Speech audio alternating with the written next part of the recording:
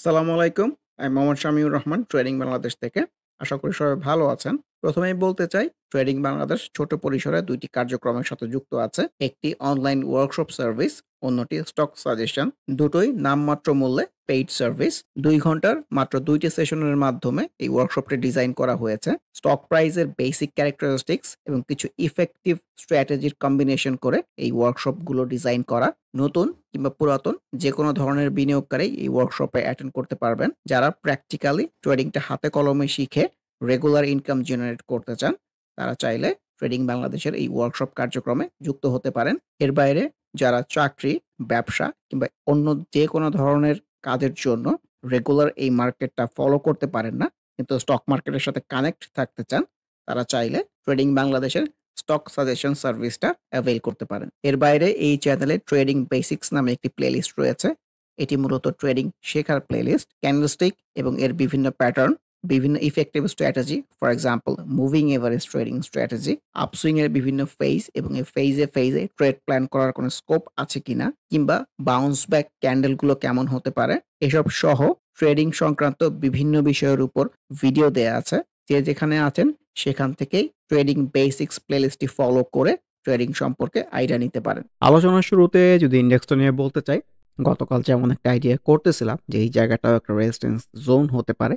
Moving average 50 stock প্রাইসের ক্ষেত্রে এটাও একটা বেসিক ক্যারেক্টারিস্টিক্স। আমি তো সবসময় বেসিক ক্যারেক্টারিস্টিক্স নিয়ে কথা বলতে পছন্দ করি।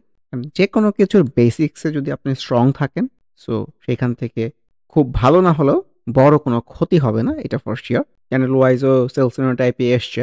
ইন্ডেক্স যে এই ডাউন ট্রেন্ডে কন্টিনিউ করতেছে, সো কিন্তু এর মধ্যে এই মুভিং এভারেজ 50টাকেই সাকসেসফুলি ব্রেক করে যেতে পারে নাই। সো এবার কিন্তু ওর সামনে একটা চ্যালেঞ্জ চলে আসছে যে সাকসেসফুলি ব্রেক করে তাকে যেতে পারে কিনা। মুভিং এভারেজ 50টাকে ব্রেক করে যাওয়া এবং মুভিং এভারেজের উপর দিয়ে স্টক প্রাইসটা কন্টিনিউ করা, এটাই কিন্তু ট্রেন্ডি হওয়ার লক্ষণ। সো ইন্ডেক্সের সামনে মেইন চ্যালেঞ্জ হচ্ছে এই জায়গা থেকে প্রপার একটা সুন্দর ক্যান্ডেল দিয়ে একটা আপসুইং এ যেতে পারে কিনা। ভলিউমের কথাও যদি বলি, ভলিউমটা আজকেও অ্যাক্টিভ লেভেলে টাইপেরই আছে, গতকালের মতোই। সো ভলিউমের দিক থেকে চিন্তা করলে খুবই পজিটিভ। ভলিউমের বৃদ্ধি দেখে মনে হচ্ছে একটা আপসুইং হলেও হতে পারে, মানে সুইং এর একটা ফেজ হলেও হতে পারে ইনফ্যাক্ট। সো কালকেও যদি একটা সুন্দর ক্যান্ডেল আসে, নতুন করেও কিন্তু অনেক ট্রেড প্ল্যান করার স্কোপ আমাদের সামনে আসবে। আজকের কথা যদি বলি, যেহেতু ইন্ডিভিজুয়াল ক্যান্ডেল ওয়াইজ খুব একটা ভালো আসে নাই, তো বেশিরভাগ স্টকের মধ্যেই হয়তো কারেকশনের রিফ্লেকশনটাই পাওয়া যাবে। আর ভলিউমটা যদি ডিক্লাইনিং হতে থাকে, তাহলে হয়তো আমরা আবার একটু কারেকশন এক্সপেরিয়েন্স করতে পারি। যে কয়েকটা স্টক সাইড সুইং এ চলতেছে, প্রপার সাইড সুইং এ আছে, তার মধ্যে কিন্তু ওয়ালটন একটা। সো যারা একটু লম্বা সময় ধরে ট্রাই করতে চান, সো ওয়ালটনকে অবজারভেশনের মধ্যে রাখতে পারেন। কারেকশন হচ্ছে না, এটাই পজিটিভ বিষয়। টেক্সটাইল সেক্টরের মধ্যে ভিএফএস এর কথা বলতে চাই। এই সিনারিওটাকেও আমি একটা রিটেস্ট টাইপ সিনারিও বলতে চাই। ভলিউমের ডেভেলপমেন্টটা যদি ভালো হয়, ছোট হলেও কিন্তু ইনিশিয়ালি মুভিং এভারেজ 50 পর্যন্ত একটা আপসুইং হলেও হতে পারে। ইউনিক হোটেল, এটাও তো হাফ পার্টেড রিটেস্ট টাইপ হতে পারে। ভলিউমটা যদি অ্যাক্টিভ রাখতে পারে, ডেফিনেটলি ছোট হলেও একটা আপসুইং এক্সপেক্টেড। সান লাইফ ইন্স্যুরেন্সের কথাও বলতে চাই। ক্যানেল ওয়াইজ তো সেলসেনো টাইপই মনে হচ্ছে, কিন্তু ভলিউমটা অ্যাক্টিভ আছে, আপসুইং এর ফেস হলেও হতে পারে। ট্রেন্ডি প্রবণতার মধ্যে কিন্তু স্টকটা আছে। সামিট পাওয়ার রিফ্লেকশন আজকে তো খুব একটা ভালো না। আগামীতে একটা রিটেস্ট আসে কিনা এটাই দেখতে হবে। স্টাইল ক্রাফটের মধ্যেও কিন্তু অনেক লালের উপর একটা সবুজ টাইপ ক্যান্ডেল এসছে, এটাও একটা হাফ হার্টেড বাউন্স ব্যাক হতে পারে, যেহেতু ভলিউমটা অ্যাক্টিভ রাখার চেষ্টা করতেছে এবং ট্রেন্ডি প্রবণতার মধ্যে ছোট হলেও আছে, যে upswing down swing upswing down swing upswing, আবার কারেকশনের পরে একটা half hearted bounce back. Square ফার্মের মধ্যেও ক্যান্ডেল ওয়াইজ রিফ্লেকশন তো খুব একটা ভালো বলতে চাচ্ছি না, ভলিউম অ্যাক্টিভ থাকলে অনেক কিছুই হতে পারে। সিলভা ফার্মা, সিল্কো ফার্মা, দুইটার কোনোটার রিফ্লেকশন ভালো মনে হচ্ছে না, নতুন করে আবার কারেকশনের ফ্লো। সিপার্লের মধ্যেও মুভিং এভারেজের রেজিস্ট্যান্সটাই মনে হচ্ছে, ক্যান্ডেল ওয়াইজ রিফ্লেকশন তো ভালো না, ফ্লো নিচের দিকে মনে হচ্ছে। সালভোর মধ্যেও রিফ্লেকশন ভালো না, তো কারেকশনটাই এক্সপেক্টেড। সাইহাম কটনটাকে অবজারভেশনের মধ্যে রাখা যেতে পারে, যেহেতু মুভিং এভারেজের উপরে চলে গেছে, প্রপার কারেকশন হচ্ছে এরকম মনে হয়। তো মুভিং এভারেজ আশেপাশ থেকে যদি একটা বাউন্স ব্যাক পাওয়া যায়, ভলিউমটা যদি অ্যাক্টিভ রাখে, এটাও নতুন করে ট্রেড প্ল্যান করার জায়গা হতে পারে ইনফ্যাক্ট। সাইফ পাওয়ার এখনো হাফ হার্টেড সিনারিওর মধ্যেই বলতে চাই, কিন্তু ভলিউমের ডেভেলপমেন্টটা খুবই সুন্দর। নর্মালি এইসব ক্ষেত্রে যেটা হয়, একটা বড় গ্রিন ক্যান্ডেল এসে নিচে আনইউজুয়াল ভলিউম হয়ে, যেটা আমরা এইখানে দেখেছি, তারপরে কিন্তু একটা সেল সিনারিও হয়ে একটু কারেকশনের রিফ্লেকশনে আসে।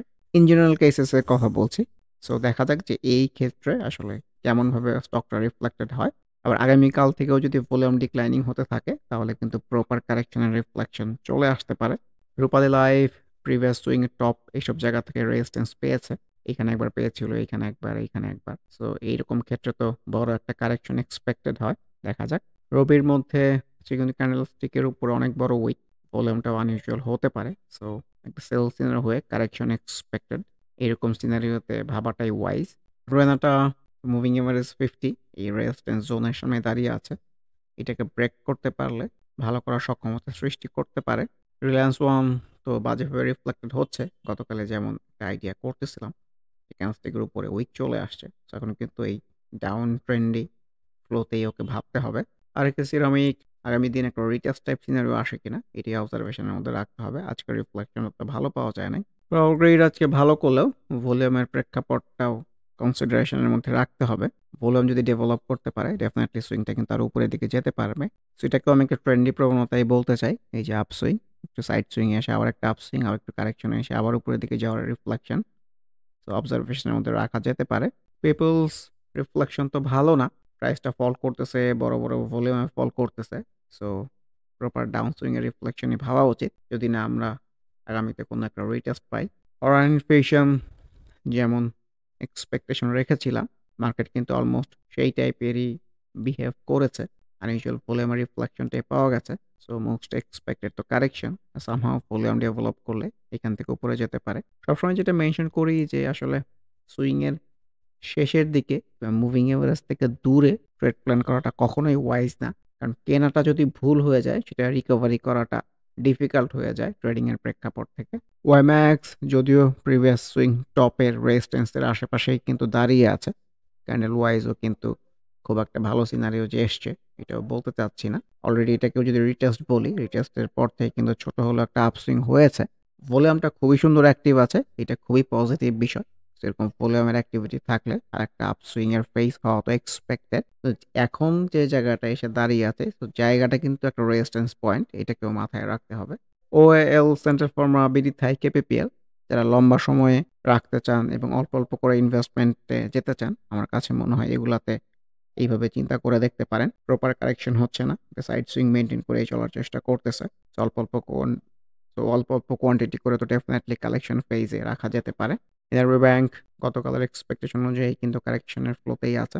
এখন প্রিভিয়াস সুইং এর যে বটম এই জায়গাটা থেকে সাপোর্ট জেনারেট করতে পারে কিনা, এটা ব্রেক করে গেলে তার নিচেরটা। তো এইভাবে ভাবলেই আমার কাছে মনে হয় ওয়াইজ। মনোস্পলের আজকের রিফ্লেকশনটাও খুব একটা ভালো মনে হচ্ছে না। ভলিউমটাও লক্ষণীয়, আনইউজুয়াল হয়ে যায় কিনা। বন্ধ ফ্যাব্রিক্স অ্যাজ এক্সপেক্টেড কারেকশনের রিফ্লেকশন তার মধ্যেই আছে। মিথুন নিট আনএক্সপেক্টেড ওয়েতে ভালো করেছে। তো আনইউজুয়াল ভলিউমও চলে আসছে। এটাই মেনশন করি যে আসলে স্টক যে লম্বা সময় ধরে পারফর্ম করবে সেই সক্ষমতা সৃষ্টি করতে পারতেছে না। যেদিনই ক্যান্ডেল ওয়াইজ ভালো আসে, আনইউজুয়াল ভলিউমটাও চলে আসে। আনইউজুয়াল ভলিউম আসলে তো আসলে সুইংটা খুব একটা বেশি দূরে যেতে পারে না ইন জেনারেলি। মিরাকলের কথাও বলতে চাই। এটাও একটা half hearted bounce back type scenario. যদিও মুভিং এভারেজ থেকে দূরে, কখনোই সেফ ট্রেড প্ল্যান করার জায়গা না ইনফ্যাক্ট। মিডল ব্যাংক খুবই সুন্দর রিফ্লেক্টেড হচ্ছে। প্রপার কারেকশন হয়েছে, এখন কিন্তু উপরের দিকে যাওয়ার রিফ্লেকশন। সামনের এই জায়গাটাও মুভিং এভারেজ 20-50 একটা রেজিস্ট্যান্স জোন হতে পারে। আর ভলিউমটা যদি ডেভেলপমেন্ট কিংবা গ্র্যাজুয়াল ইনক্রিজ রাখতে পারে, সুইংটা কিন্তু এই প্রিভিয়াস সুইং টপ পর্যন্ত রেসপেক্ট করতে পারে। So let's see. লেগাসি ফুটের মধ্যেও রিফ্লেকশন ভালো না। ক্যান্ডেল উপরে উইক চলে আসছে। নিচে আনইউজুয়াল ভলিউম টাইপও মনে হচ্ছে। ভলিউমের ডেভেলপমেন্ট রাখতে পারলে এইখান থেকেও সুইংটা উপরের দিকে যেতে পারবে। যে এইচআরএমএল এই মুভিং এভারেজ 50 ওর কাল হয়ে দাঁড়িয়েছে। এটাকে ব্রেক করতে পারতেছে না। আনইউজুয়াল ভলিউমের অ্যাক্টিভিটিটাও আছে। আইসেনের মধ্যে কিন্তু একটু ডিফারেন্ট অ্যাটিটিউড লক্ষ্য করা যাচ্ছে। ভলিউমটা গেইন করতে পারতেছে, সুইংটা উপরের দিকে যাচ্ছে। সো ভালো লাগতেছে ইনফ্যাক্ট। ইসলামী ব্যাংক কিন্তু বাজেভাবে রিফ্লেক্টেড হয়েছে। তো ছোট্ট আপসুইং এর পরে কিন্তু আবার ডাউন সুইং কিংবা কারেকশনের ফ্লোতেই ভাবতে হবে। আইডিএলসির মধ্যেও proper sell type scenario, moving এভারেজের রেজিস্ট্যান্স। আইসিবিকেও অবজারভেশনের মধ্যে রাখেন যেহেতু প্রপার কারেকশনটা হচ্ছে। প্রিভিয়াস সুইং এর বটম এইসব জায়গায় আসলে কিন্তু খুবই সুন্দর নতুন করে ট্রেড প্ল্যান করার জায়গা হতে পারে। এই এক্স এর মধ্যে রিফ্লেকশন তো ভালো না। ভলিউমটাও ডিক্লাইনিং হয়ে যাচ্ছে। সো আমার কাছে মনে হচ্ছে এই যে একটা ট্রেন্ডি প্রবণতার মধ্যে ছিল এটা হয়তো শেষ হয়ে যাবে। যদিও আশা এখনো শেষ হয়ে গেছে এরকম না। সো কারেকশনের ফ্লোতে ডেফিনিটলি ভাবা উচিত। আর যদি প্রপার কারেকশন হয় তাহলে যে কনভেনশনাল সাপোর্ট এইসব লেভেলেও চলে আসতে পারে। আমি ফ্যাব্রিক্সের মধ্যেও আনইউজুয়াল ভলিউমটাই পরিলক্ষিত হয়েছে candle wise sell scenario. GPH Ispat গতকাল যেমন বলতেছিলাম সেই ধরনেরই একটা সিনারিও এসছে। তো মুভিং এভারেজ থেকে রেজিস্ট্যান্স পেয়েছে। ভলিউমটা যদি সামহাও অ্যাক্টিভ রাখতে পারে, ডিক্লাইনিং না হয়ে যায় ইনফ্যাক্ট এবং একটু রিচার্জ টাইপ সিনারিও আসে তাহলে হয়তো ছোট হলেও আরেকটু আপসুইং এর ফেস হতে পারে। বর্তমান সময়ে যে অবস্থার সামনে দাঁড়িয়ে আছে সিনারিও ভালো মনে হচ্ছে না। নতুন করে কারেকশনের ফ্লো এটাই মনে হচ্ছে। জিপি তো ভালো। অনেকদিন পরে এইখান থেকে যদি বলি, এই যে প্রপার ডাউন ট্রেন্ডে যে আর এসেছে, তারপরে এই প্রথমবারের জন্য কিন্তু মুভিং এভারেজ 2050 উপরে যেতে পেরেছে। সেদিক দিয়ে তো ডেফিনিটলি ভালো। ভলিউমটা যদি ডেভেলপ রাখতে পারে তাহলে কিন্তু আমরা প্রপার আপসুইং এক্সপেরিয়েন্স করব। অথবা এটাই যদি আনইউজুয়াল ভলিউম হয়ে যায় তাহলে কিন্তু একটা সেলস হয়ে আবার কারেকশনের ফ্লোতেও আসতে পারে। সো জিপির জন্য আগামী দিনের মার্কেটটা খুবই ভাইটাল হবে। গোল্ডেন সাউন বাজে রিফ্লেকশন পাওয়া গেছে। সো ট্রেন্ডটা শেষ হয়ে গেছে এরকম মনে হচ্ছে। সো ডাউন ট্রেন্ডে ফ্লোতেই ভাবা উচিত। জেমিনি সিফুডের মধ্যেও কিন্তু এই মুভিং এভারেজ 50 আশেপাশ থেকে প্রাইসটা ফিরে এসছে। ভলিউমটা গতদিনের চেয়েও ভালো হয়েছে কিন্তু প্রাইসটা সাস্টেইন করতে পারে নাই। ক্যান্ডেলস্টিকের মজার বিষয়টাই হচ্ছে এইটা যে বায়ার সেলারের যে ইনটেনসিটি, বায়ার সেলারের মধ্যে যে ম্যাগনিটিউডের রিফ্লেকশন সেটা খুবই ভালো বোঝা যায়। যে প্রাইসের দিকে তাকালে দেখা যাবে যে প্রাইসটা ঠিকই বেড়েছে কিন্তু ক্যান্ডেলস্টিকের রিফ্লেকশন কিন্তু ভালো না। আর ভলিউম যদি কমতে থাকে ডেফিনেটলি আবার এখান থেকে যেমন কারেকশনের রিফ্লেকশন ছিল এখান থেকেও তেমন রিফ্লেকশন চলে আসতে পারে। ইএল এর কথাও বলতে চাই। প্রথা বিরুদ্ধ নিজের ফ্লোতে নিজেই চলে ইনফ্যাক্ট। ভলিউমটাও সুন্দর ডেভেলপ করেছে, এসএনটি উপরের দিকে যাচ্ছে। সেটাই দেখতে চাই এই আপসুইংটা আসলে কতটুকু কন্টিনিউ হয়। ইএইচএল এর মধ্যেও same scenario, unusual volume, candle wise রিফ্লেকশনটা ভালো না। ইবেল এর মধ্যে ছোট্ট আপসুইং এর পরে কিন্তু সেলসোনো টাইপে এসছে। ভলিউম ডিক্লাইনিং হতে থাকলে কারেকশন এক্সপেক্টেড। দেশ গার্মেন্টস এর মধ্যেও আনইউজুয়াল ভলিউমের অ্যাক্টিভিটিটাই রিফ্লেক্টেড হয়েছে। কনফিডেন্স সিমেন্টের রিফ্লেকশনটাও ভালো না আজকে। বেক্স ফার্মার কথা, ভলিউমটা নতুন করে ডেভেলপ করেছে, এটা ডেফিনেটলি পজিটিভ সাইন। তো ভলিউমের অ্যাক্টিভিটি থাকলে ক্যান্ডেলস্টিক অনুযায়ী যাই আসুক উপরের দিকে যাওয়ারই তো একটা আশা করা যায়। বিএসআরএম লিমিটেড সেল সিনারিওর কথাটাই এমফাসাইজ করতে চাই। Same goes for Bangladesh submarine cables. যে ভলিউমটা সামহাও অ্যাক্টিভ রাখতে পারে তাহলে আপসুইং এর ফেস হতে পারে। বিএসসির মধ্যেও same reflection, candle wise sell scenario, ভলিউমের ডেভেলপমেন্টটাও কমে গেছে। ভলিউমটা অ্যাক্টিভ থাকাটা খুবই ভাইটাল হবে ইন দিস কেস। এওএল এর মধ্যেও কিন্তু সেম রিফ্লেকশন পাওয়া গেছে। Unusual volume, candle wise scenario খারাপ এসছে। সো এখন কিন্তু এই নিচের দিকের সুইং এর ফ্লোতেই ভাবতে হবে। আদানো গ্যালভানাইজিং আনইউজুয়াল ভলিউম চলে আসছে। এটাই মেনশন করতেছিলাম যে স্টক প্লে করতে পারতেছে। আজকে যদি ভলিউমটা এত ডেভেলপ না করে গত দিনের চলপে একটু ইমপ্রুভ করতো তাহলে কিন্তু একটা আশা ছিল যে হয়তো পরের দিন আরেকটু ভালো করবে, ভলিউমটা ডেভেলপ করবে। তো নরমালি আনইউজুয়াল ভলিউম তো একটা সুইং এর শেষের দিকে আসে। ক্যান্ডেল ওয়াইজও ভালো এসছে, আনইউজুয়াল ভলিউম চলে আসছে।